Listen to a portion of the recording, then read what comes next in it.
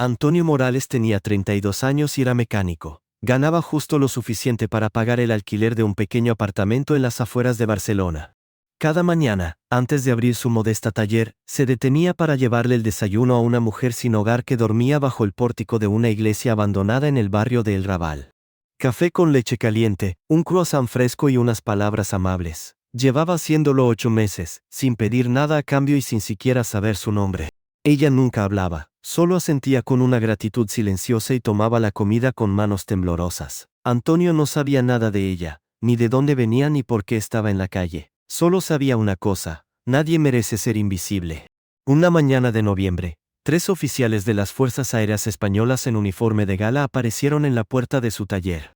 Detrás de ellos había 2 coches negros con cristales tintados y una elegante mujer de cabello gris que Antonio nunca había visto. Dijeron que venían a por él y que debía ir inmediatamente con ellos. Cuando Antonio preguntó qué pasaba, la respuesta lo dejó sin aliento. Esa mujer sin hogar a la que le llevaba el desayuno cada mañana no era en absoluto quien parecía. A Antonio Morales le quedaban 32 años, y su vida muchos la considerarían ordinaria, pero él aceptaba con la calma de un hombre que temprano entendió que no todo en la vida sale según lo planeado. Nació en el barrio obrero de El Raval, al sur de Barcelona, en una familia de mecánico y limpiadora que trabajaban turnos dobles para llegar a fin de mes y darle a su hijo un techo y una cena caliente. Su padre le enseñó todo sobre los coches y le transmitió la principal filosofía de vida: a un hombre se le mide por cómo trata a quienes no pueden darle nada a cambio. La verdadera riqueza no está en el dinero, sino en el corazón. Quien se aparta del sufrimiento ajeno no merece mirarse al espejo. Esas palabras calaron hondo en Antonio, especialmente después de que su padre muriera de un infarto a los 54 años, agotado por un trabajo duro sin pensión ni ahorros. A los 17 años, Antonio dejó el colegio para ayudar a su madre, que pronto enfermó gravemente. Trabajó como aprendiz en distintos talleres hasta que abrió su pequeño negocio en la zona industrial de Sants. Era un modesto hangar con techo que goteaba y un letrero descolorido que decía Taller Morales, pero era suyo, ganado con trabajo honrado.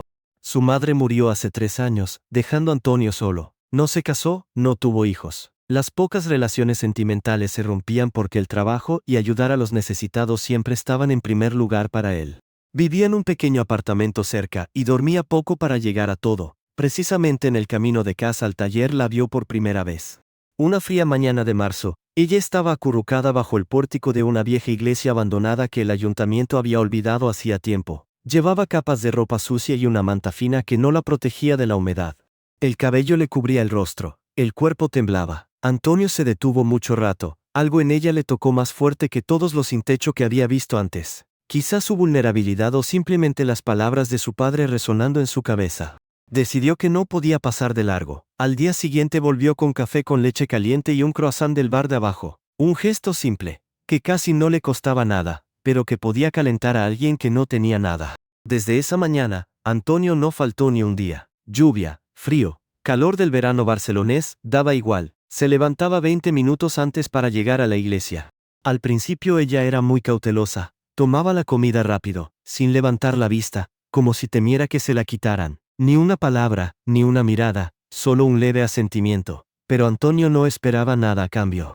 Ayudaba porque era lo correcto, como le enseñó su padre. La verdadera bondad es silenciosa y sin esperar recompensa. Con el tiempo, ella se tranquilizó un poco. Cuando oía sus pasos, ya no se sobresaltaba tanto. A veces levantaba la vista un instante, y Antonio vio sus ojos, azul intenso, claros, nada acordes con el aspecto callejero. En ellos se leía una inteligencia aguda, que contradecía todo lo demás. Notó otros detalles: manos aunque agrietadas con uñas cuidadas, huella de una vida anterior. La forma de mantenerse delataba refinamiento. A veces murmuraba algo en un idioma que parecía euskera. ¿Quién era? ¿De dónde venía? ¿Qué la había llevado allí? Antonio lo pensaba a menudo por las noches, pero nunca preguntaba. Respetaba su silencio. Esa gris mañana de noviembre ella parecía especialmente mal, tosía, temblaba de fiebre. Antonio le dejó medicamentos para el resfriado y le dijo que el taller estaba cerca, por si necesitaba algo. Por primera vez en 8 meses, ella le tocó la mano, un gesto leve, casi de despedida. Él no le dio importancia, pensó que era por la debilidad. Antonio abrió el taller a las 8 como siempre y se sumergió en el trabajo con un viejo Seat Ibiza.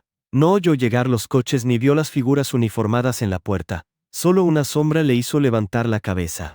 3 oficiales de las Fuerzas Aéreas en uniforme de gala estaban en el umbral con rostros serios. Detrás, los coches negros y la mujer de cabello gris saliendo con confianza y calma. El primer pensamiento fue, ¿he hecho algo malo?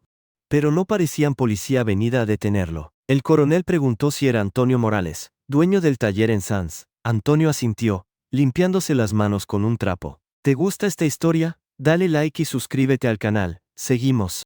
El coronel dijo que Antonio debía ir inmediatamente con ellos. Le esperaba una persona muy importante que llevaba mucho tiempo deseando este encuentro. Antonio se desconcertó. ¿Para qué querían militares a un simple mecánico? Entonces avanzó la mujer de cabello gris y se presentó, Carmen Delgado, directora del Centro Nacional de Inteligencia de España. Lo que ella le contó en las horas siguientes cambió por completo la idea que Antonio tenía de la mujer sin hogar del pórtico de El Raval. Se llamaba Isabel Navarro, era viuda de Rafael Navarro, uno de los industriales más ricos de Europa, de Bilbao. Su imperio en aviación y tecnologías de defensa valía miles de millones, con contratos en medio mundo. Hace 3 años, Rafael murió en un accidente aéreo en los Pirineos. Muchos creían que no fue casualidad, sino sabotaje. Isabel heredó más de 8.000 millones de euros, pero eso se convirtió en una sentencia de muerte. Los socios de su marido, relacionados con tráfico ilegal de armas y blanqueo de dinero, querían quedárselo todo. Primero ofrecieron sumas enormes por las participaciones, luego amenazaron. Cuando Isabel se negó y amenazó con denunciarlos, tenía documentos comprometedores de su marido, decidieron eliminarla. Hace 3 años huyó de noche, abandonando todo en la mansión de Bilbao. Cambió de países y de identidades, hasta elegir Barcelona, una gran ciudad donde perderse, y la vida de sin techo, el último lugar donde buscarían a una multimillonaria que cenaba con presidentes. 3 años en soledad y miedo, había perdido la esperanza en la bondad humana, hasta que apareció Antonio con su café y croissant diarios, sin preguntas, sin interés. Antonio lo llevaron a una finca protegida cerca de Girona.